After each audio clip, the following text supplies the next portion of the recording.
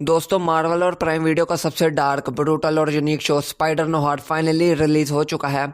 और इसका पहला एपिसोड देखने के बाद एक बात क्लियर है, ये आपका नॉर्मल हंसने खेलने वाला स्पाइडरमैन बिल्कुल नहीं है। यहाँ कोई एवेंजर नहीं है, कोई मल्टीवर्स नहीं है, बल्कि है 1930s का डिप्रेशन हीरा, करप्शन और एक ऐसा ब्रोकन सुपर हीरो जो अपनी पावर से नफरत करता है।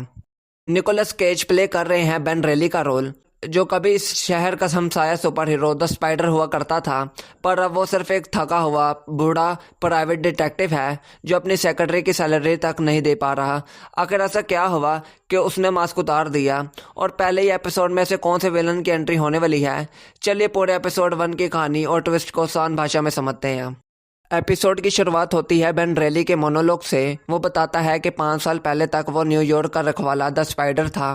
वो गन फाइटर से लड़ता था और लोगों को बचाता था, लेकिन उसकी ज़िंदगी तब बदल गई जब उसकी गर्लफ्रेंड रूबी की मौत हो गई।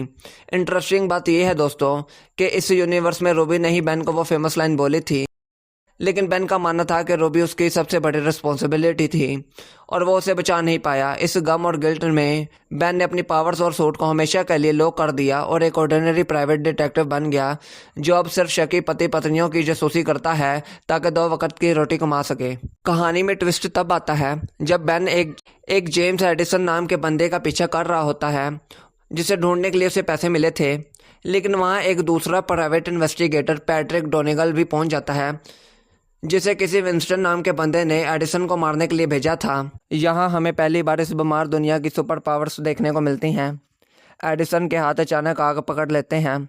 डोनेगल उसे गोली मार देता है, जिससे वहाँ स्टैंडर्ड ऑयल कंपनी में एक भयानक धमाका होता है। अगली सुबह बेन का दोस्त और जर्नलिस्ट रूबी रॉबर्टसन उसे बताता है कि पूरे शहर पर सिल्वरमैन नाम के खतरनाक माफिया किंगपिन का कब्जा है।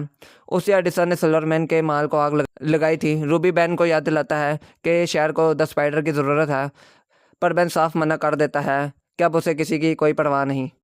पैसे की तंगी की वजह से बेन एक नया केस लेता है, जहां एक अमीर शख्स अपनी जवान बीवी पर शक कर रहा होता है।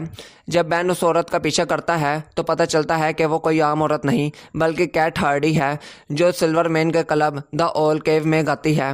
बेन देखता है कि वो शहर के मेयर के साथ मिली हुई है, लेकिन असली धमाका एपिसोड के एंड में होता है। एक हट्टा कट्टा भारी भरकम आदमी बेन का पीछा करने लगता है। बेन उसे एक अंडर कंस्ट्रक्शन बिल्डिंग की छत पर ले जाता है, जहां उसकी लड़ाई होती है।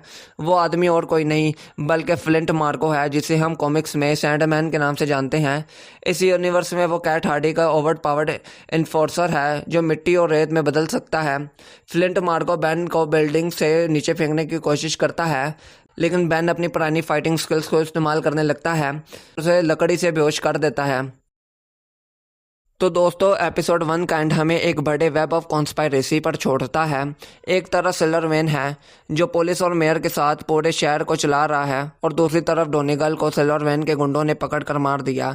बेन रेली ना चाहते हुए भी अब इस दंगल में फंस चुका है, और अब उसे अपनी पावर्स को रिटायरमेंट से वापस निकालना ही पड़ेगा। ये एपिसोड बिल्कुल एक 1930s की हॉलीवुड डिटेक्टिव फिल्म जैसा फील देता है।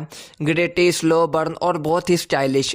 और स्पाइडर नो हार्ट का ये रूप कैसा लगा मुझे कमेंट्स करके ज़रूर बताना। और हाँ, एपिसोड 2 की एक्सप्लेनेशन के लिए चैनल को सब्सक्राइब करना मत भूलना। See you in the next video. Bye bye.